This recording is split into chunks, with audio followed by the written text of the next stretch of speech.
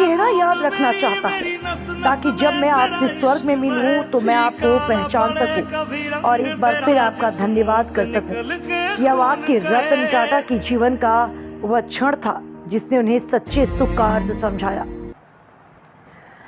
जब एक टेलीफोन साक्षात्कार में भारतीय अरबपति श्री रतन टाटा से रेडियो प्रस्तुता ने पूछा, सर आपको जीवन में सबसे अधिक खुशी कब मिली? तब उन्होंने एक मार्मिक जवाब दिया,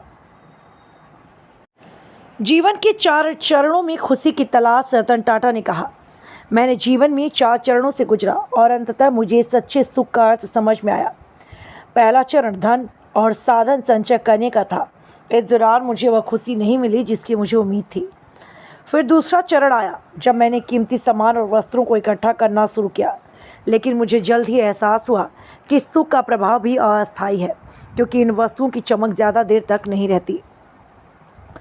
तीसरा चरण तब आया जब मैंने बड़े बड़े प्रोजेक्ट हासिल किए।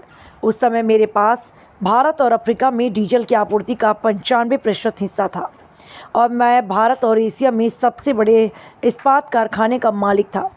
फिर भी मुझे वह खुशी नहीं मिली जिसकी मैंने कल्पना की थी। चौथा और निर्णायक चरण। फिर चौथा चरण आया जिसने मेरे जीवन की दिशा बदल दी।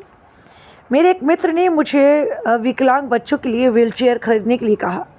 करीब 200 बच्चे थे। मैंने अपने दोस्त के अनुरोध पर तुरंत व्हीलचेयर खरीदी, लेकिन मेरे मित्र ने आग्रह किया कि मैं उनके साथ जाकर खुद उन बच्चों को व्हीलचेयर भेंट करूं। मैंने बच्चों को अपने हाथों से व्हीलचेयर दी और उनकी आंखों में जो खुशी की चमक देखी वह मेरे जीवन में एक नया एहसास लेकर आई। उन बच्चों को व्हीलचेयर पर घूमते और मस्ती करते देखना ऐसा था मानो ये किसी पिकनिक स्पॉट पर हूँ और किसी बड़े उपहार का आनंद ले रही हूँ। जीवन बदल देने वाला पल। जब मैं वापस जाने की तैयारी कर रहा था तभी एक बच्चे ने मेरी टांग पकड़ ली। मैंने धीरे से पैर छुड़ाने की कोशिश की, लेकिन उसने और ज़ोर से पकड़ लिया। तब मैं झुककर उससे पूछा, क्या तुम्हें कुछ और चाहिए? उस बच्चे का जवाब जीवन बदलने वाला था। उसने कहा, मैं आपका चेहरा याद रखना चाहता हूँ ताकि जब मैं आपसे स्वर्ग में मिलूँ तो मैं आपको पहचान सकूँ और एक बार फिर आपका धन्यवाद कर सकूँ। सच्चे सुख का अर्थ। इस एक वाक्य को न केवल रतन टाटा को झकझोर दिया बल्कि उनके जीवन के प्रति दृष्टिकोण को पूरी तरह से बदल दिया। यह अनुभव उन्हें समझा गया कि सच्ची खुशी दूसरों की सेवा में है, न कि भौतिक संपत्तियों में।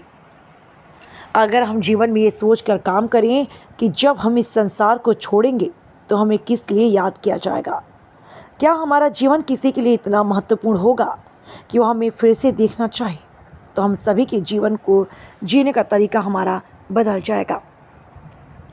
जरूरी नहीं कि हम सभी रतन टाटा बन जाएंगे, लेकिन जब इस दुनिया को टाटा करेंगे तो आपके आसपास की दुनिया को लगेगा एक रतन चला गया।